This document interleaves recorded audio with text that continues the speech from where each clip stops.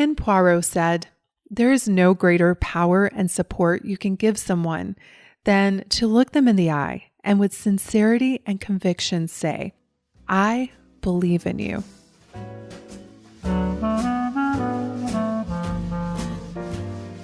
Bonjour, and welcome to the French Kiss Life podcast, where personal development meets style.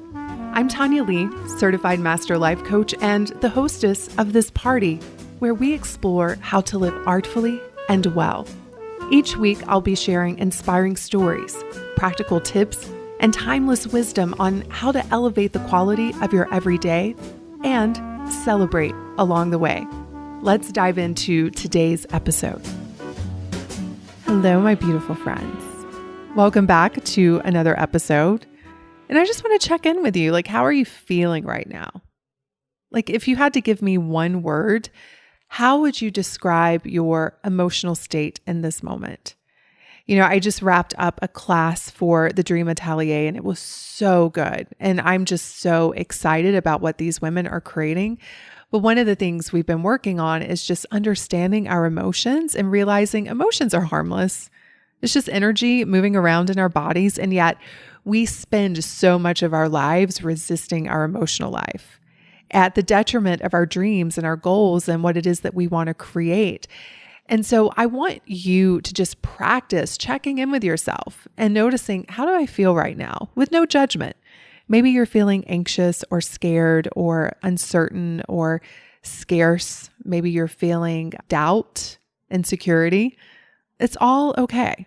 It's when we start resisting our emotions or telling terrible stories about having these human emotions that we create problems in our lives. And I've just really learned that when you embrace all of it, you get all of your power back. And one of the things that I'm going to be sharing in this podcast is an incident that happened to me this week. And I just watched myself have this breakdown, this mental crazy happened. And I just watched it. I just watched myself being anxious. I just watched myself have this experience and I didn't fight it. I just allowed it. And I can tell you, it passes so much more quickly when you do that. So again, check in. And how are you feeling? Just one word, give it to me. It's really fun to see what we're capable of, to see what we can create, to see how far we can evolve and stretch and grow. And to me, that is what French Kissing Life is all about.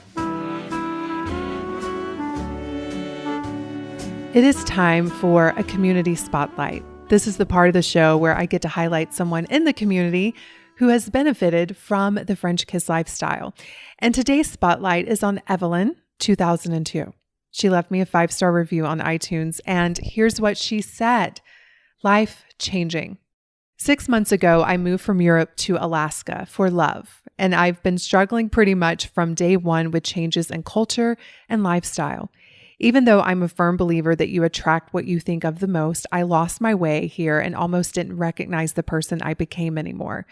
A few months ago, I stumbled upon Tanya on Instagram, and her message there reminded me of the person I was before, a person who loved and enjoyed life, who seized every day. And through her guidance on her podcast, her social platforms, and soon Slim Chic and Savvy, I am back on track, finding my joy in everyday little things, being feminine and sensual, even just for my 3 doggies in the cabin, reading and exploring the world through educational online courses. I took back control. It doesn't matter where I live, I'm the one shaping my reality, not my surroundings. Tanya reminded me of that, and now I'm really looking forward to this chapter of my life because I know that I have a friend and a guide in Tanya to help me expand and grow even further to the person I always knew I could be. Evelyn, thank you so much for that review, and I just loved reading your story. It's really interesting where life can take us, and I think for me, just knowing I can create my experience, no matter where I am, has given me so much freedom. And it doesn't mean that we don't move. It doesn't mean that we don't create things in the future. But to know that I can be happy even if it doesn't work out, or no matter where I'm living, or just no matter what the circumstances are, has just given me so much freedom to play and to make decisions and to just realize that this day is so precious. And like you, I don't want to waste a minute of it. So enjoy Alaska and give those 3 doggies a big hug from me. Let's talk about borrowing beliefs. I had a really interesting experience this past week, and it reminded me of the power of this topic on borrowing beliefs from other people. Because here's the thing, we're always borrowing beliefs from other people. But the question is, do they serve you? Do they feel good? Do they put you in alignment with what it is that you want? And I want us to be borrowing beliefs from others that feel good, that really do serve us. So here's what happened. I haven't been feeling great physically for a couple of months now. I've had this cough that won't go away. It just keeps lingering. It's just this dry cough. And then I started having some other strange symptoms, and I went on social media and found out about an acquaintance that I know from a group that I'm involved in. She had passed away. And all of a sudden, my mind went crazy, you all. And I was watching it. And I started to have so much anxiety. I was convinced something bad is going on within me, something's gone terribly wrong. And all the while, really interestingly, I was watching myself have this experience. And so by watching myself and observing myself having the experience, it didn't get to the place it would have gotten many years ago when I didn't have these tools. But even so, I was really anxious. And then, of course, what do we do when we have medical issues and symptoms? We go to Dr. Google, which is not a recommended doctor. And of course, when I looked up my symptoms, it was the worst thing ever. And I'm like, oh my goodness, what is happening? And then I was frustrated because I'm like, I take such good care of myself. I take supplements, I exercise, I eat so well. Why is this happening? Right. And so I was getting myself worked up. But again, I'm watching myself do this. And then the next day, I reach out to my dear friend, Geetha Arora. She's a doctor and she's brilliant. And I just text her and she's like, let's FaceTime right now. And so we get on FaceTime and I'm just describing to her what's going on. And she's like, Tanya, number one, stay off Google. She was like, I don't treat people who have Dr. Google as their secondary doctor. I was like, okay, I'm a good patient. I'll stay off Google. But then she started to say things like, you're okay. Let's just deal with these symptoms. It's probably X, Y, and Z. And just her beliefs around what was happening with me was so different than my mind that was in a state of terror. And I decided I was going to borrow her beliefs in that moment. I liked how her beliefs felt way more than what I was thinking in that moment.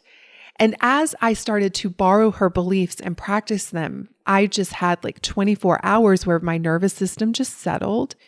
And I realized everything's okay. Don't be so dramatic. You're worrying about things that haven't even happened yet. Yeah, you've got these strange symptoms that are going on, but her belief was these are mild, something mild's happening. Let's just treat these mild symptoms, right? And I realized the power of surrounding yourself with people who have different beliefs that feel way better than your current beliefs. So what is a belief? A belief, if you look up the definition, is an acceptance that a statement is true or that something exists, or it's trust, faith, or confidence in someone or something.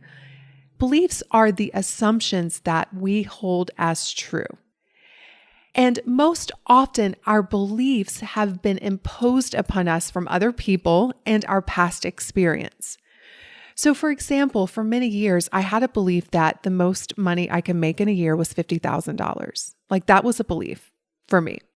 And when I looked around at the people around me, that was all of our belief systems. That was our income ceiling that we had created for ourselves based on our beliefs. There was also a common belief where I grew up that you have to work really hard for your money, right? So there were people working, 60, 70, 80 hours a week, and still we were capping at around $50,000.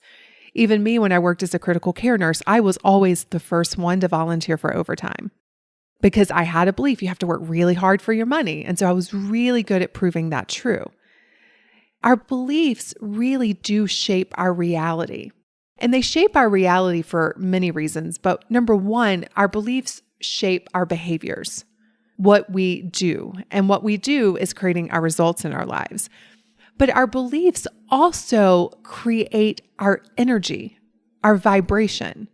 And whatever frequency we're sending out into the world is what we are available to receive. So for example, when I had a belief that I could only make $50,000 a year, that was my frequency. So I couldn't see anything other than that because that was the station that I was tuned in on. But then something interesting happened. I started hanging out with people who had very different beliefs around money. People that thought things like money's so easy. You don't need to work hard. You need to work smart. Like there's an abundance of money. Money is fun. Money is exciting. Money gives you freedom to do other really amazing and impactful things. Money is easy, right? And all of a sudden, even though I didn't have experience of that yet, I decided I wanted to borrow their beliefs and try them on for myself. And as I started to borrow those beliefs and practice them, I started to create new results in my life. I started to create new experiences with money, using that as an example. And eventually that became my belief system.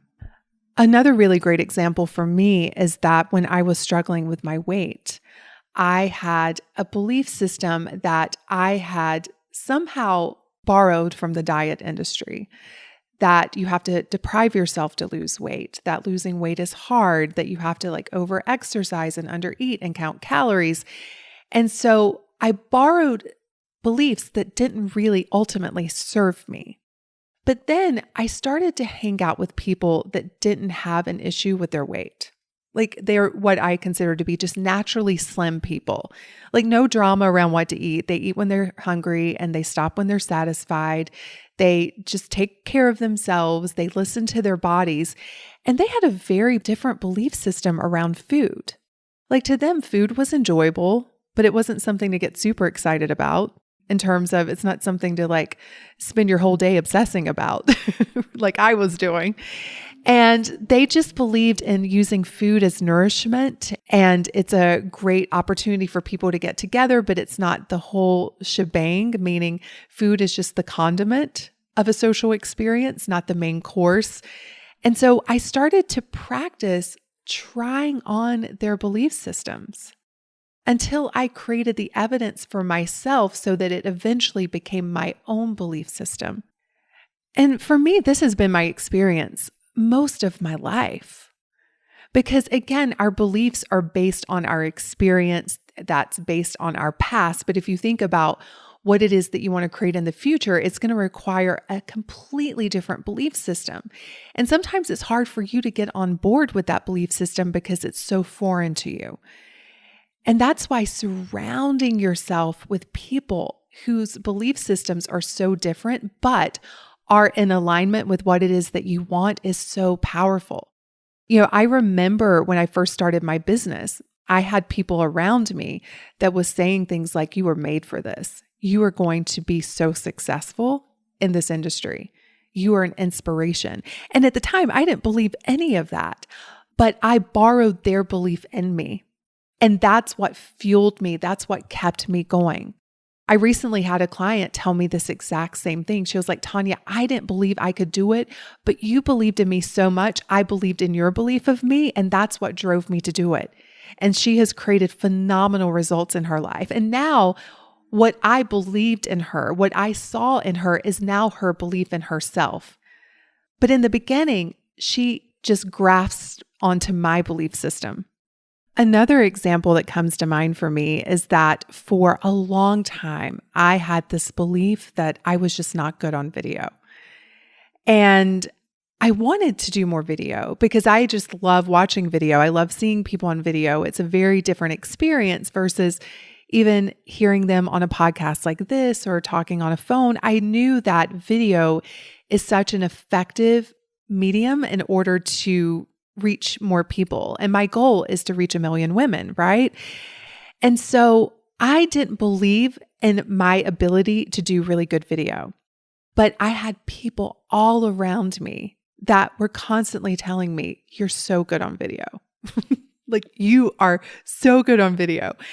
And I was like, I like their belief so much better than mine. So I'm going to believe in their belief in me so that it'll drive me to do more video. And sure enough, like the more videos I've done, like I'm so comfortable in front of a camera now. It's crazy. Like video for me now is so easy. And it all started because I believed in someone else's belief system. I borrowed their beliefs in me.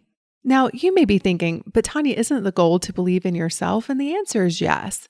But I don't care how you get to where you want to go, as long as you get there, right?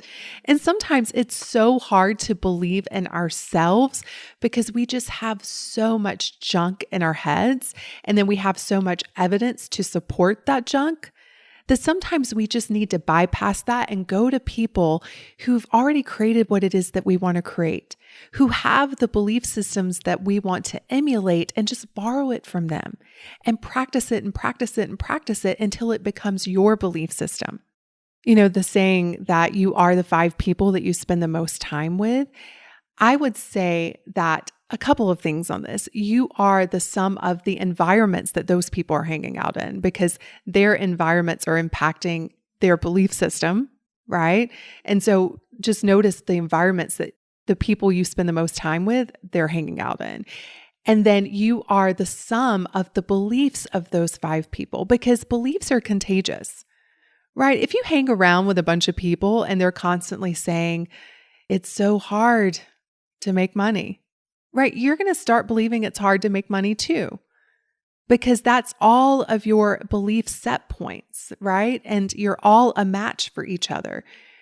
But at the moment you start changing your beliefs, 1 or 2 things are going to happen. They're either going to move up and match where you are, or they'll probably exit your life because you're no longer a vibrational match. And that's what I have found. And so my goal is to constantly put myself in rooms with people who have belief systems that I want to adopt and do the work that I can become a match for it. Does this make sense? I'm going to assume that the answer is yes. So how do you begin to borrow other people's beliefs? It's a great question. And so I want to just share with you some ideas and things that you can use in your own life. And the way I like to think about this is like a wardrobe, right? Everybody has their closet full of beliefs. And unfortunately for a lot of people, your closet is full of ill-fitting clothes, right? It doesn't make you feel your best. It doesn't make you look your best. It doesn't really match who you want to be. And so you get to walk into other people's closet and put on different beliefs. Now, here's what happens though. Anytime you put on a piece of clothing that you're not accustomed to wearing, when you look in the mirror, it's a little shocking. Even though you want to like it, and there's a part of you that's like, wow, you look really good. It's so outside of your norm. It's so outside of your comfort zone. The immediate response is to reject it and say, I don't wear things like that. But I'm going to ask you just to stay open, right? Don't immediately reject a belief just because you don't have experience with it yet. Instead, try the belief on and ask yourself things like, what if it was true for me? What if I had a belief that it's easy to make money? What if I had a belief that I am healthy? What if I had a belief that I have everything it takes to create what it is that I want to create? Like, what if that could be true for me? And just notice how it feels. You can also ask yourself, what if I could do that?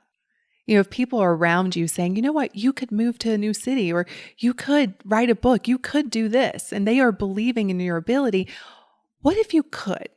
And just allow yourself to play around with how that feels. And what if they're right? What if it is easy to make money? What if it is easy to lose weight? What if it is easy to write a book? What if it is easy to do all of the things that you want to do? Like, how would that feel? Because what we're going for is the feeling, right? We want a feeling of relief and excitement and determination and commitment, right? And so we want to give you beliefs, and we want you to wear beliefs that create those feelings for you. And then just notice how it feels to like wear that belief for a while. And just notice how it fits. And you'll know it fits well because of how it makes you feel. Even though you may not be able to believe in it fully yet, even though you may have some doubt that it may be true for you, if you could erase all of that just for a moment and ask yourself, if I could believe this, would it feel good? Then you know it's a good fit if your answer is yes. And then the work is to practice it. So imagine if you are an actress, right? And you've been practicing doubt and you've been practicing believing it's not possible. So that's a very easy script for you to practice. Like, you don't even need the script. You're just really good at being that character. But I'm going to hand you a different script. And this script is all of the beliefs that you want to believe in. And I'm going to ask you to go out there and practice them. Practice in believing in them. Practice looking for ways that they could be true. Practice embodying the belief, like carrying yourself with that belief, like how you even hold yourself differently. And over time, if you practice a belief long enough, you'll start to create evidence for it. It's going to start shifting your behavior, and then you're going to create even more evidence for it. And before you know it, it won't be a belief that you've borrowed, but it's a belief that you now own for yourself. And then you don't even need the script. It's just who you are. So let me break down how I've done this. I mean, I've given you some examples, but many years ago, I had this deep desire to travel, right? And my friend John was a world-renowned traveler. He had homes in London and in Monaco and all over the world. And so he had a belief that traveling was easy. It's just what people do. And for me, the girl who never traveled anywhere, that was a belief that was so outside of my norm. But I tried his belief on, and I was like, what if it could be true? That it's easy to travel. It's just what people do. And what if he's right? What if I'm the one that's wrong and he's right? And when I tried that belief on, even though I had doubt that I could be someone who travels a lot, and I didn't know how it was going to happen, without all of that, his belief felt so true to my soul. And so I decided I was going to borrow his belief that it's easy to travel. That's what people do. And so it inspired me to like book trips and to start traveling. And it was uncomfortable and awkward at first, just like when you look at yourself in the mirror in this new outfit that you want to love, but it's so unfamiliar and you're like, I don't know. I don't know how this looks on me, but you want to love it, right? And you know, if you could get rid of all the mental clutter, you would love it. And that's how it felt at first. I was like, I don't know if I should be traveling. I probably can't keep this up. Something's going to happen, like a lot of doubt. But I just kept practicing. It's easy to travel. That's just what people do. And before you know it, I was traveling all of the time. And now it's just like what I do. It's like no big deal to travel. And that's all because I borrowed John's belief. And when I look back on my life and what I've created so far, what I can tell you is that I cannot take the credit for a lot of it. What I can do is really praise the people who have believed in me, even when I didn't believe in myself. Even when I was trying to work that muscle, didn't quite know if it was going to work out. I surrounded myself with people who believed in me. And by borrowing their belief in me, it shaped my beliefs, which shaped my behaviors, which have shaped the results that I've created in my life. And so just a huge shout out to all of my family and friends and my teammates and my cohorts who have been cheering me on for years, seeing something in me that I didn't always see in myself. But as I've practiced it, I've begun to see it, and I see it more clearly every single day. And that is what I want for you, right? I want you to believe in yourself, but maybe the first step is just to borrow other people's belief in you. So maybe you're thinking at this point, like, I get it. Like, I see the power of this concept, but what do you do when the people around you don't have the beliefs that you want to borrow? Well, here's what you do. You go out there and find the people that do. It really is that simple. And there's so many ways to do this, right? Even just listening to podcasts like this or reading books that embody the energy in which you want to be in, of that of which you want to create, is a great starting point. But then it's also powerful to have mentors and coaches who fiercely believe in you. I feel like for my clients, like that's my number one job, is to believe in them even when they don't. And then to hold a mirror up to how their belief is stopping them and then helping them shift it. And sometimes just handing them a belief that I have and saying, here, try this on, see how it fits.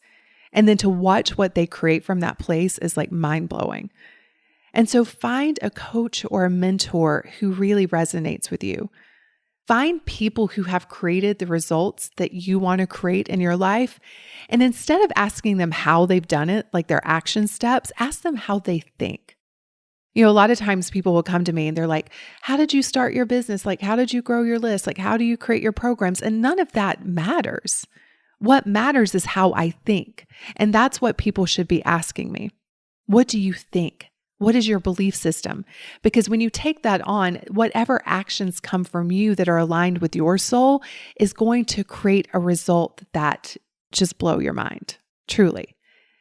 And so find those people who you admire, who are creating the results that you want to create, and talk to them, get into rooms with them, get into their energy and figure out how they think, how they believe. And then you don't even need their permission to borrow their beliefs. That's the beautiful thing. It's not like walking into someone's closet and saying, hey, can I borrow this dress? You can just walk into their belief closet and be like, hey, I'm taking this for myself.